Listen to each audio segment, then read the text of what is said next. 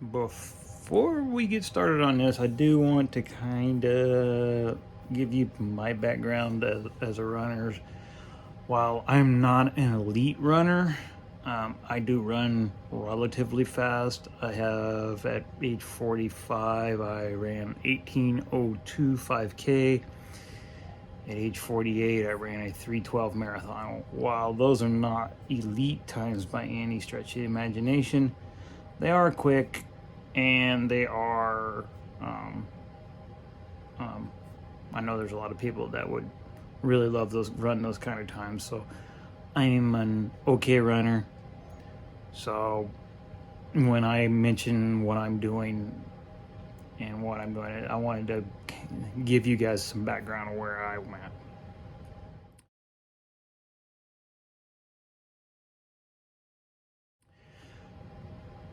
So let's go into this year. The beginning of the year, I started training after taking a break. Maybe 6 weeks, I got COVID. Really good. I mean, like, I didn't feel good in bed for 4 or 5 days. Super fatigued for like 2 or 3 weeks afterwards. So I didn't do any training during that time. Got started again. I think I hit my first 20-mile run. Broke a bone in my foot. Was out for 6 weeks until early June. I just started running again. Maybe got 2 weeks of training in. Got COVID again. No, that was the end of May. Got COVID again. Definitely not as bad, but definitely had it again. Mid-June, I finally started training. Before then, I had less than 500 miles for the year in the first 6 months.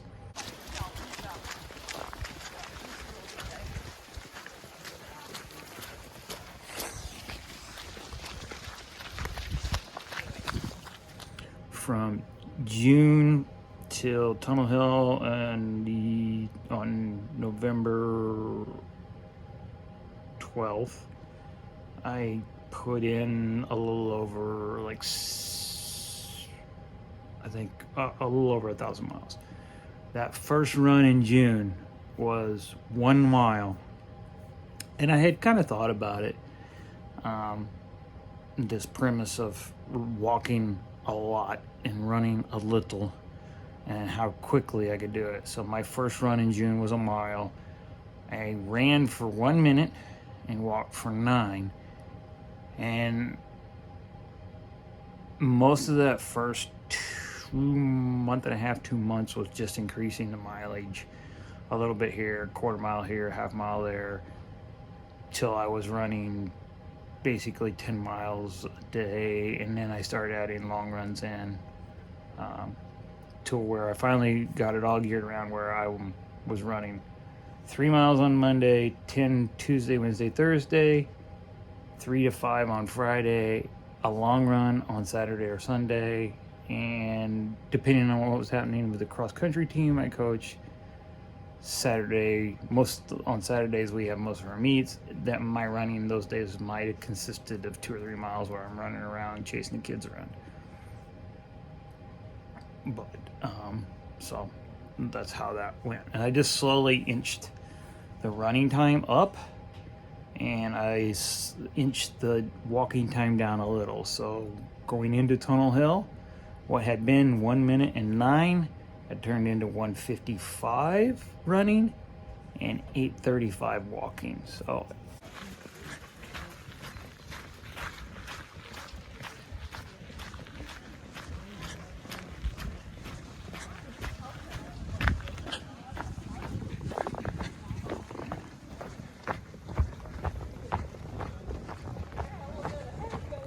I walked a lot of it. When I calculated all the numbers out, I ran just under 28.5 miles. So the rest of that was walking, albeit quick walking, but walking. So it can be done. My running paces, the start of Tunnel Hill, the first 40 miles, high sevens, low eights, for the most part. Walking paces were low 14s. So walking at a quick rate, but when I first started back to training, running pace was like 9:30 and on those 1 minutes, and then like almost 16 minutes walking per mile. So it can be done. You just have to work at it and practice at it.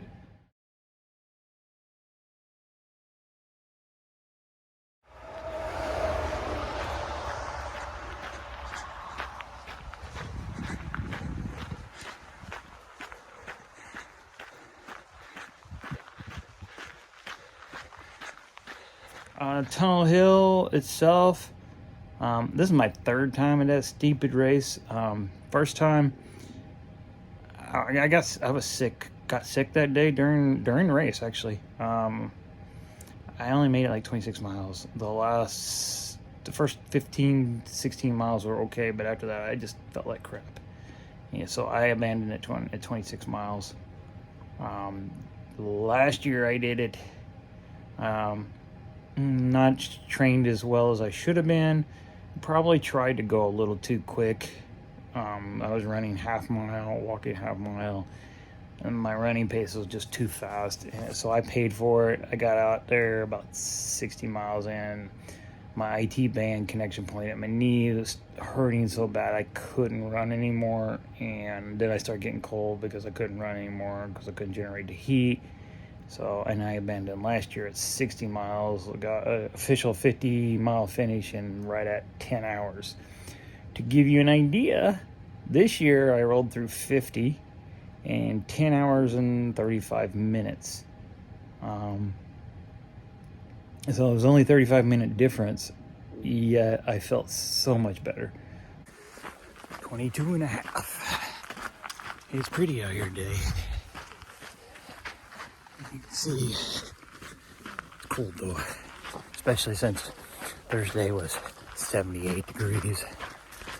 Some of that had to do with the training, some of that had to do I just wasn't putting forth as much energy into running and a lot more into walking.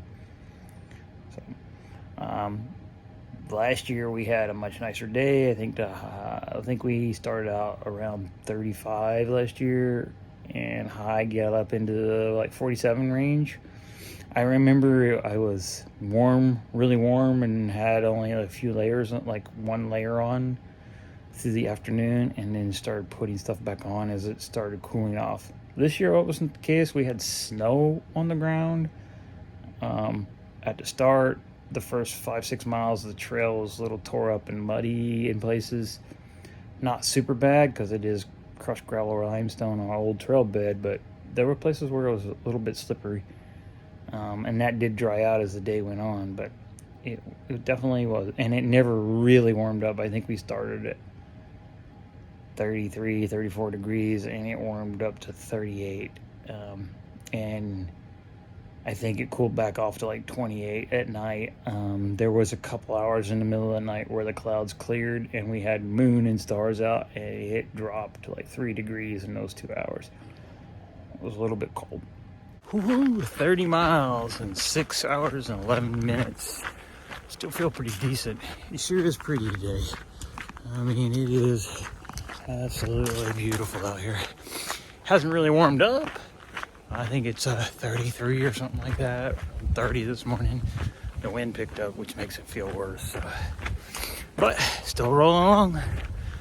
So see how it goes. But so far, so good. Catch you later. Definitely not easy conditions, but the whole point of me putting up this video is so that people think you have to run to go sub 24. You don't have to. You can walk a lot of it. Maybe I'm a little bit extreme on how much I can walk versus how much I can run because my running pace is a little bit faster than normal person and my walking pace is maybe a little bit faster than a normal person. But I finished in 22:40, so I had another hour and 20 minutes to play with to go sub 24. Just to finish, I could have dropped down way down and walked a lot more. And honestly, going into Tunnel Hill, my main goal was just to finish. That was it. There was no other goal. I kind of thought maybe I could go sub 24 if things went well. And honestly, when the day dawned, I didn't think that was going to be a real possibility.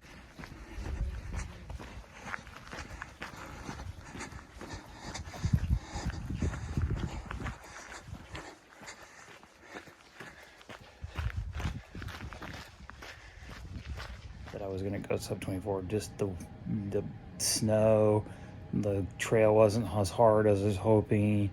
Every bridge we went across was, the snow was packed down to ice, and it was slippery, so you couldn't push as hard on it.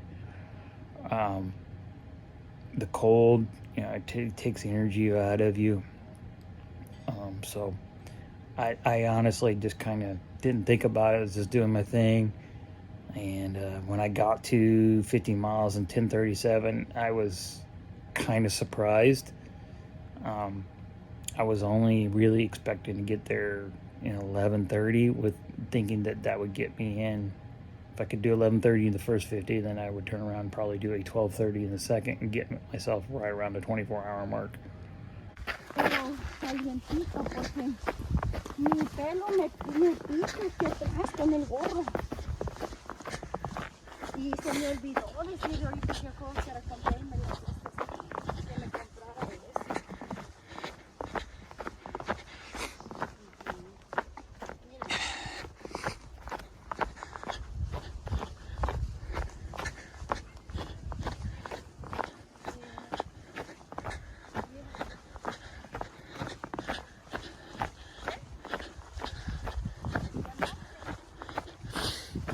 Good luck.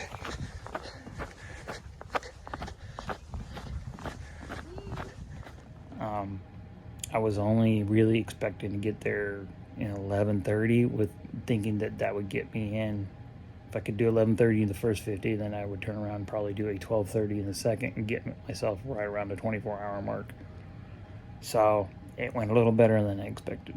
So anyway, you'll see some of the scenes from the race. I did quit.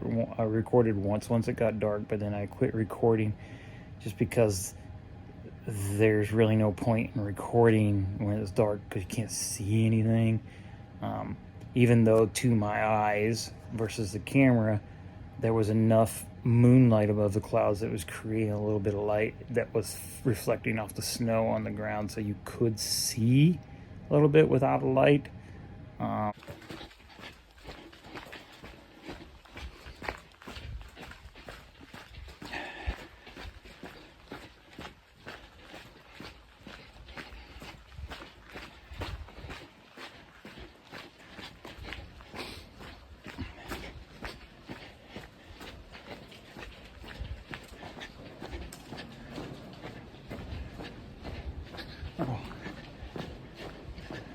Dang, they put glow sticks in. Well, I won't know what to do.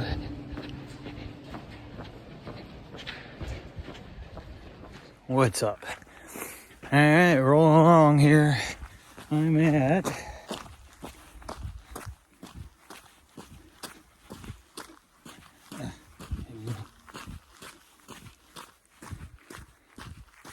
11:30. I'm at 11:30 and 54 miles in. Closing up on the next aid station here in about a mile and a half. It is dark out here, but through 50 and 10:37, I'm pretty tickled with that. So keep on rolling. So okay, to sum up this whole thing, I see all these videos of people. I mean, they're running and running, and then they end up walking and walking and walking, and their pace in walking is not, and they end up sore and barely move, even though they spent a considerable amount of time walking.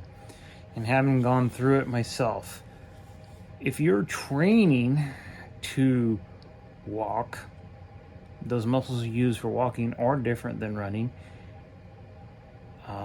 Specifically to the point where I remember when I decided I was going to do more walking and running, I went out for a run, 20 miles, and I was running a mile, walking a mile. And I had just ran a 50 miler 2 weeks before. So I was in decent shape. I was so sore the next day, I could not walk. My hips and lower back were so sore because the muscles you use in walking are so different than what you use in running, that if you don't train them, you will not be able to use them correctly. And I see a lot of people like, oh, walking's not bad, I do this walking. But if you don't spend the time training those muscles and training your body to move at a quick walking pace that's efficient, you're not going to be able to do it. You're going to probably put yourself in more hurt than you would if you just kept on running. I think if you deliberately go into 100 with the idea that you're going to walk a lot and you train appropriately, doesn't have to necessarily be the way I'm training, but you train significant amount of the time that you're out walking and trying to walk fast with a sense of purpose, where you get your walking paces into the low 15s, high 14s, even into the upper 13s. There's been training runs where I hit a lot of my walking paces where I'm trying to walk fast in the 13s. Actually going to the race knowing that you're going to spend a decent amount of time walking and a little amount of time running, where you can run your runs at a quick pace. I mean, I did 155 even at the end of the race. At the last 3 miles of the race, my running paces was still in 830s, 840 range. Albeit it didn't feel quite as comfortable as it did at mile 20, but it wasn't hurting me. I was not like doing that hurting. I wasn't finishing, gasping for air. My legs were buckling under me. They were supporting that running very well. But I intentionally went into the whole race. My whole entire plan leading up to that was that I was going to walk a lot. And I even told the people I had dinner with the night before that if I ran 30 miles of the 100, I would be relatively surprised. And 28.5% of my 100 miles, 28.5 miles, was running. Just wasn't that much. So because you're not running that much, you can run at a much quicker pace, and then your body is not putting out that kind of effort, because running is an explosive activity, whereas walking is much less impactful, much less explosive, and will conserve yourself. Unless you're one of those guys who's going to bang on it up front or trying to break some record. For most of us, the goal is to finish. Maybe break 24, but definitely just finish. I think if you spend enough time doing it, you can recover quicker. Today is Wednesday afterwards. I have just a couple places that are still not even necessarily sore, they're tight today. Tomorrow, I doubt I'll have any. If I have any tightness, it'll be minimal. Probably not more than I would after a normal long run. So 3 days after finishing, I'm not quite 100%, but dang close. 4 days after, I'll be 100%. I'll probably resume full-on regular training next week. I'm just not that beat up. I don't feel that bad. Now, I will admit, Monday was tough. Getting up and down was not easy. Tunnel Hill is not a technical trail. It's crushed gravel limestone, rails to trail. There's like 2,000 feet of elevation change on the whole thing. It's flat, which is good and bad. It means you can move quick, but you're using the same muscles over and over and over and over, versus if you had something with some hills or a little bit of technicality on a trail, you'd be using different muscles, and you would probably be, maybe be less sore because you're using different muscles. I think anybody can do it, but again, you got to train intentionally every time that way for a significant amount of time. You can't just do it for 2 weeks. You're going to have to actually spend some time working on it to get there. So there'll be more. I got some more things on the horizon. I'll put up more videos as they come with what I think is insightful has a lot less to do with what I can do as a person, more about what I can do to help the community. So peace out, guys. Good luck.